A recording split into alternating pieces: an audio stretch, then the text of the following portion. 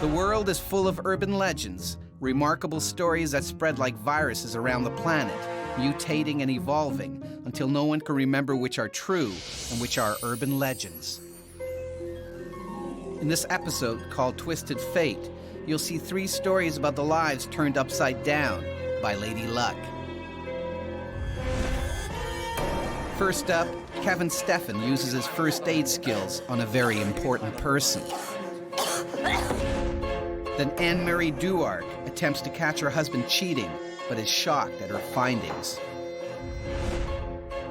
And finally, Carrie Seabrook sees something fall out of the sky that leaves him dumbfounded. Watch all 3 stories and decide which ones are true and which ones are false. Find out if you guessed right at the end of the show. First, it's a story we call What Goes Around.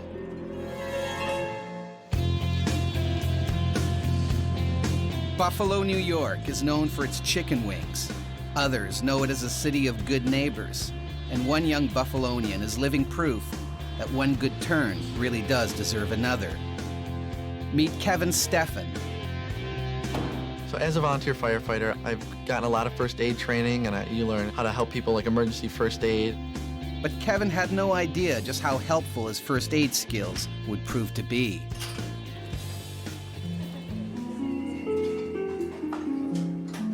In January 2006, 18-year-old Kevin is a part-time busboy in a local restaurant when his mother and sister walk in. I was in the back washing dishes. I just brought a tray of dishes back. Kevin was up working because normally he wouldn't work during the day, but exam week, they asked him if he would come in early and do an early shift instead, and so he did.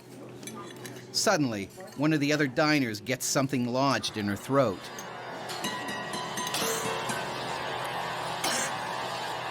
I look up and I see Penny Brown. Her face is all red. She's got her hands to her neck, and she was choking.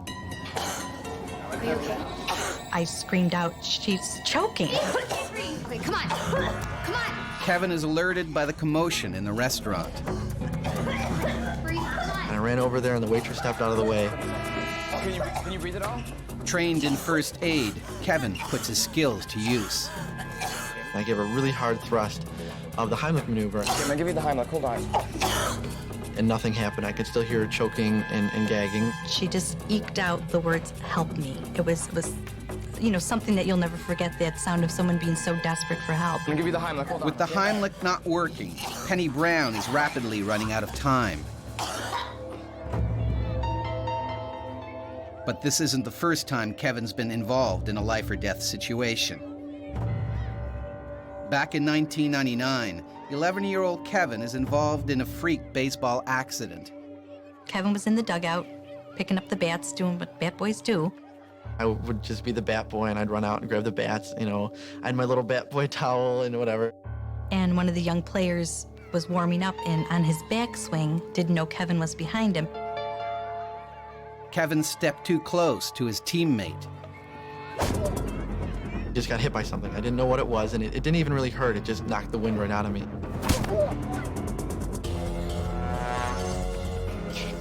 Kevin, are you okay, sweetie? His heart was stopped. He wasn't breathing. Are you okay? I panicked. What? Sweetie? Back up. It's for me. I'm a nurse. It's okay. It's okay. An off-duty nurse happens to be in the crowd, and she rushes to resuscitate Kevin. He may be in arrest. Come on, big guy. Don't leave us now. Procedure is to pound like a couple times on a kid's chest, like as hard as you can. That didn't work, so that's when she started CPR.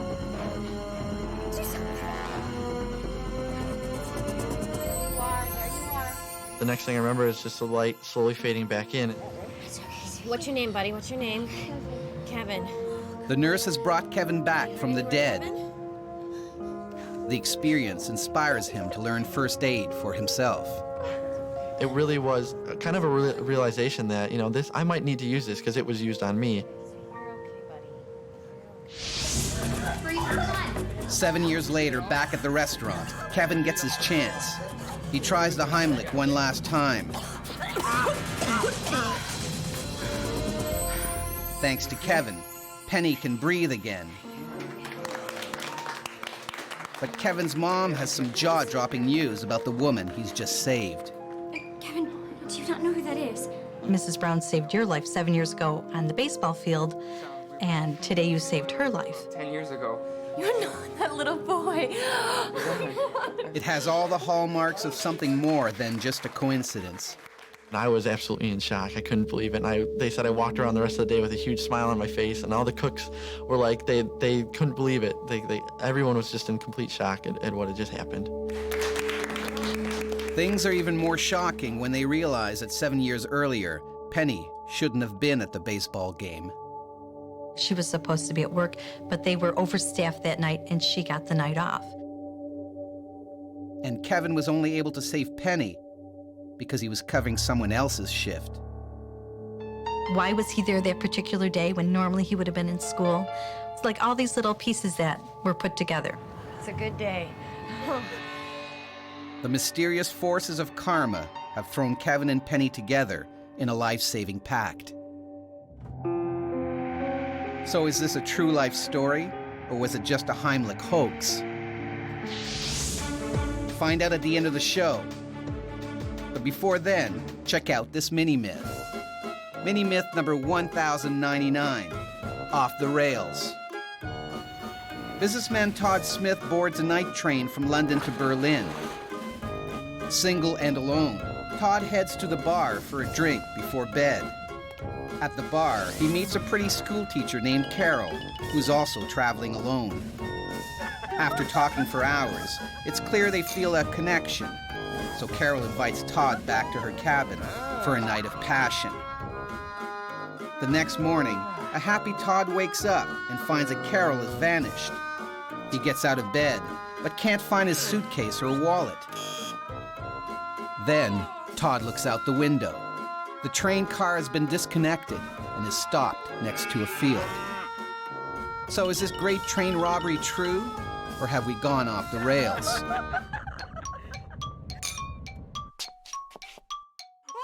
It's false. Railroad passengers in the U.S. have told this tale since the 1940s, and it still hasn't lost any steam. On Urban Legends, we show you 3 incredible stories. You must decide which ones are full-on facts and which ones are made-up myths. So far, you've seen the tale of Kevin Steffen, the kid who was brought back from the dead by an off-duty nurse, only to save her from choking 7 years later. But is it real or fake? We'll let you know at the end of the show. Now it's time for our next story. It's called Costume Comeuppance. The 24-hour nightlife of Miami, Florida attracts beautiful people looking for a good time. But for some residents, the constant temptation of wall-to-wall eye candy is too much to handle. Meet Anne-Marie and David Duarte. Their marriage is being torn apart by suspicions of infidelity. David and I had been married for about 4 years, and for the most part, it had been good. But that last year was a bit shaky. We've been having a bit of a rough year. Annie was convinced that I'd been cheating on her. I knew that he had had an affair. Although nothing had ever happened, there was nothing I could do or say that could change her mind. Anne-Marie simply couldn't be convinced, but when she hatched a plan to catch her husband in the act, she got a whole lot more than she bargained for. In February 1989, the couple are preparing to go to a very exclusive Mardi Gras party. Honey, what do you think of this mask? But Anne-Marie decided to use the function to test David's fidelity. It occurred to me, he hasn't even seen my costume yet. He has no idea what I'm gonna look like. So I thought, what a perfect opportunity. I'm gonna go to this party. No one's gonna recognize me. God. So she pretends to be struck down with a severe migraine. Oh, God. I didn't know what to say. She had a headache or something. I was asking her if she's all right.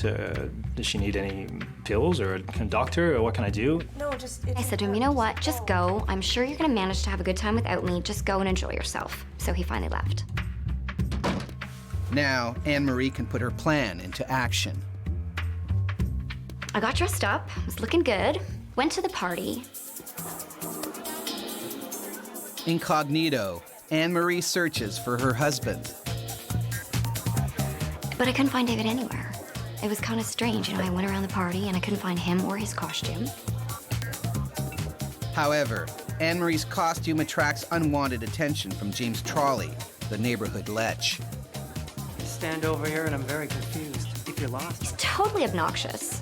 And he keeps hitting on me. I mean, these like really hideous pickup lines. Pardon? I think it was something about, you wanna jump up, you know, ride it, that's what it was. Do you wanna ride the James Trolley? Oh my God. I'll give you a lift on the James Trolley Express. Ready? Oh, yeah. Then I kept circling the party. I wanted to find David. After a little while, I saw David. I was absolutely shocked. He got his hands all over this woman. Time for Anne-Marie to get the proof she craves. I started flirting with him. And he was just right all over it. Flirting right back, right into it. And I kept hoping that at some point he would back out. As things get steamy, Anne-Marie gets the proof of David's infidelity she's been looking for. I could not believe that he cheated on me, you know? At least he thought he was cheating on me. Having collected the evidence, Anne-Marie races home to confront her husband once and for all. Hello, lover. Like my mask? David has never seen her mask before. Anne-Marie is confused. What happened at the party tonight? Not a whole lot, actually. It was pretty lame. There were some guys who were playing poker down the basement, and so I went down and joined them instead of staying upstairs at the party. Okay, fellas, can I join this? Of course. So, who's upstairs? A very wet James Trolley arrives downstairs. Some crazy chick just soaked me in your drink. Holy man. But I was just playing poker. I didn't need my costume, so I loaned it to James to use for the evening. James Trolley wore your outfit? Yeah. The awful truth hits Anne-Marie. I didn't know. I thought it was David. So, is this story real, or are we simply masking the truth? Find out at the end of the show. But before that, check out this mini-myth. Mini-myth number 781, What a Boob. Dora Oberling is an exotic dancer at a club in Tampa, Florida. One night, an elderly patron starts to argue with Dora outside the club about the price of a dance. Things get heated, and he pulls out a gun and shoots. To her horror, Dora discovers she's been shot in her left breast. Paramedics arrive on the scene and are amazed to see her walking. Usually, this type of wound is fatal. Later, doctors find that the miracle is thanks to Dora's 36D breast implants. Somehow, the scar tissue in a silicone bag were enough to stop a speeding bullet. So is this story a falsie? It's true. Doctors believe Dora's fake breast really did save her life. On Urban Legends, we show you 3 jaw-dropping stories. Your job is to pick the actual anecdotes from the ridiculous rumors. So far, you've seen the tale of Kevin Steffen, the busboy who unknowingly saved the life of the woman who'd saved his 7 years earlier. And the story of Anne-Marie Duarc, the suspicious wife who went undercover to trick her husband into cheating, but ended up being unfaithful herself. But which one of these stories are the real deal? All will be revealed at the end of the show. Now it's time for our final story. This one's called Bright Flight. Nestled in the middle of the Canadian prairie, the small town of Gimli is renowned for its big skies. One day, something very weird fell out of the heavens in Gimli, and these guys saw it happen. Meet childhood buddies Carrie Seabrook and Art Zook. In July 1983, Carrie, Art, and another friend were riding their bikes on Gimli Drag Strip after racing had ended for the day. The three of us were hanging out, thinking about what we're going to do to pass our time. We looked towards the eastern sky, and we saw this aircraft coming in. This was a large jet airliner coming in to Gimli, which is just something that we never see. It caught our attention because of A, the size of it, and B, the fact that it wasn't making any sound. We're deer in the headlights watching this enormous aircraft coming at us. The boys are dumbstruck by this eerily silent plane.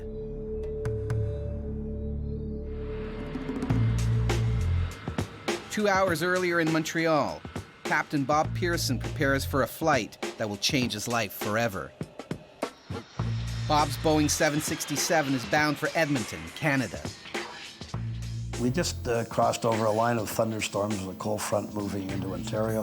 One of the fuel tank low-pressure fuel warning lights came on. If the warning light is to be believed, the plane won't have enough fuel to reach its destination. A few minutes later, another low-pressure fuel warning light illuminated in that tank. Then the left engine failed. And we prepared for a single-engine landing. Bob is trained to fly and land with just one engine. I can remember hearing a loud bong, which I'd never heard before. What's going on? Everything went black in the cockpit. I think we've had a second engine failure. Now, with no power and both engines dead, the jet is losing altitude. We did a lot of gliding in the 60s.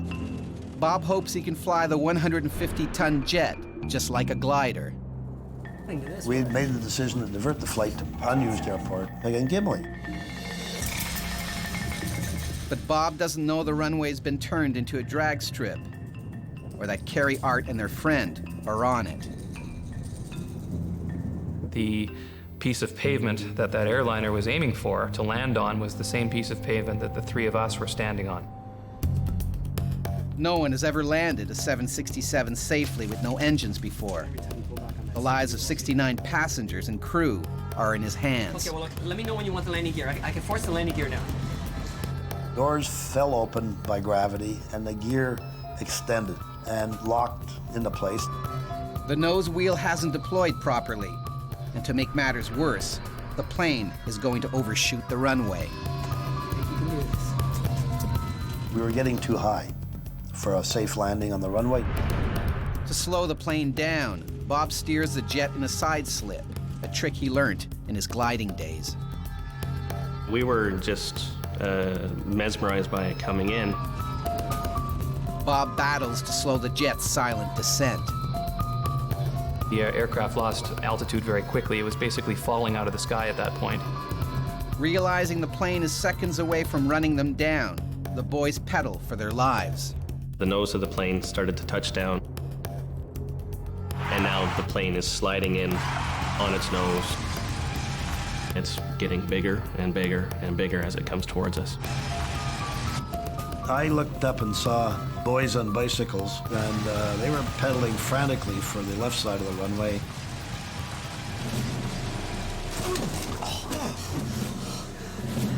Thanks to Bob and his crew, there are no fatalities. Wow, you know, what an event, because this doesn't happen in Gimli, it doesn't happen in real life, but apparently on one day in 1983 it did. Or did it? Is this story the plain truth, or is it just a flight of fantasy? You don't have to wait much longer to find out. All will be revealed after this final mini-myth. Mini-myth number 414, Shopper in Distress. Inside a trendy fashion boutique, Sherry Donovan picks out a dress to try on. As she goes into the change room, she puts her purse on the floor. Sherry undresses and is almost naked when she notices a hand reaching under the door, grabbing at her purse. Sherry screams, but it's too late. Her purse is gone. Later at home, a distraught Sherry gets a phone call from the store. They found her handbag. But when Sherry arrives back at the store, the sales clerk knows nothing of the call. Bewildered, Sherry returns home, and to her horror, her house has been robbed of everything. So did Sherry get duped in this purse scam? Or are we just pulling your strings? This story is false. This tale has been told since the 1950s. Settings include places of worship, swimming pools, and gas stations.